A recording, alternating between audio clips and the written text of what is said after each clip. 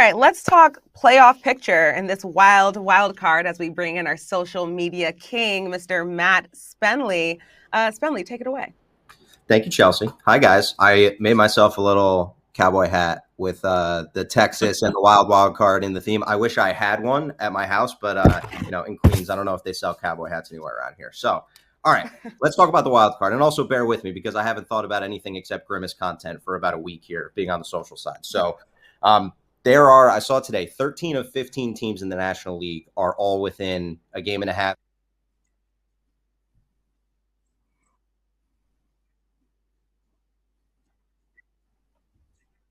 The most of the teams that are there. Did you guys lose me for a second? Can you hear me now? No, we got you. Yeah, we can hear you. We got you, Matt. Okay. So Pat, let's go to you first. Which wild card team of all the ones in the pictures scares you the most as a potential threat besides the Braves? Because I feel like they're going to be up there. Yeah, because that's the obvious answer is the Braves, just because of what they've done, their track record. And they're decimated by injuries right now, but they're still the Braves, and they're still going to have a really good year because guys are going to pick things up. The Cardinals are starting to play better. I think that, you're going based on track record, but they're an aging team. They're starting to get healthy. They spent so much money on starting pitching over the offseason that you have to think that St. Louis is going to be there until the end. Pittsburgh's a scary team. They have some amazing top-end young arms that, depending on how they manage their innings, they could be impactful. But time's going to tell. We saw when the Pirates were at Citi Field a couple of weeks ago, Jared Jones was dominant, and they pulled him after 5 innings. Now, they haven't really done that as often. We'll see what they do with Paul Skeens. But, the National League is so wide open right now that one or two teams getting on a hot stretch like we saw from the Mets over the last week, they could all of a sudden pull away. You think about the fact that the Padres, who were able to salvage that final game against Philadelphia, are in the second spot, or at least they were heading into the weekend, and they're barely a 500 team. You have to look at the wild card right now almost as if we look at the final playoff spot in the NFL. 500 or better is going to get you potentially in the playoffs, or at least in a race until that last week of the season. So, there are a handful of teams that we could talk about. You look at the Nationals and the Cardinals being a game under 500. The Padres have, we talked about that 5-game losing streak, dropped to 2 games under. But, there's a handful of teams in there. That's why the series against the Cubs is so important, especially with Imanaga throwing on Friday, because he's just been so dominant.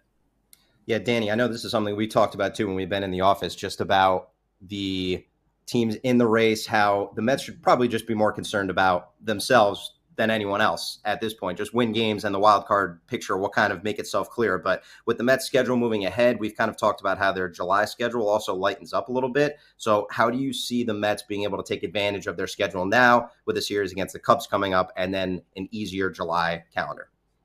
Yeah, after they face the Cubs, they come home. Does not get easier. They get the Yankees. They get the struggling Astros, who are still kind of in it.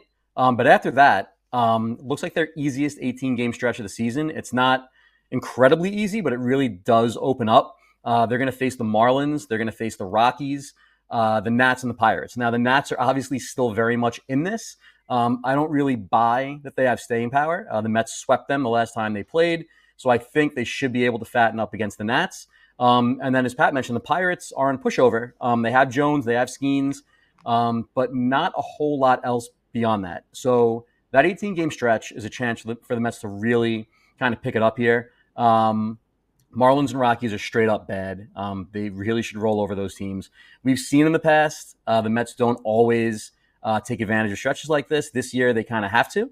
And, you mentioned the fact that there's so many teams in this, but again, it doesn't matter where you are right now. All that matters is that you win enough games to make it in. Everything else will take care of itself. So you look at the standings today, maybe there's 4 or 5 teams ahead of the Mets and preventing them from being in one of those wild card spots. But it's so tight, and it won't take that many wins that all they have to do is take care of business, and the rest will work itself out. Pat, just quickly before I toss it back to Chelsea, what do you think's going on in the National League this year? Why is there 13 of 15 teams? Just it's as jumbled as we've seen it. The picture will become clearer, but do you have any inkling as to why this is happening?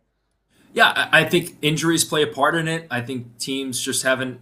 There's a massive difference between the top end teams and the bottom end teams right now, and I think we're seeing some of the smaller market clubs focus on younger players. So because of that, they're not spending a ton of money in the offseason to add on.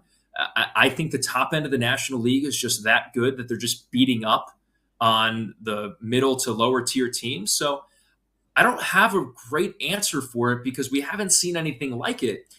And it's a little bit different, and I think we're paying closer attention to it because of the fact of the expanded playoffs. Because if this is pre-wild card game era where it was just the top 4 teams getting in, and we talk about that, it's just 4 really good teams in the National League, and the rest of the teams are just trailing behind. But because you have this ability to have 500 clubs get into the playoffs, I think we're just paying a lot closer attention to it right now. And I do think that there are some aging players that are underperforming, so I think that has a lot to do with it as well. And, teams are focused on prospects right now and getting some younger players up, especially some of the smaller market clubs. And I think that has a lot to do with it.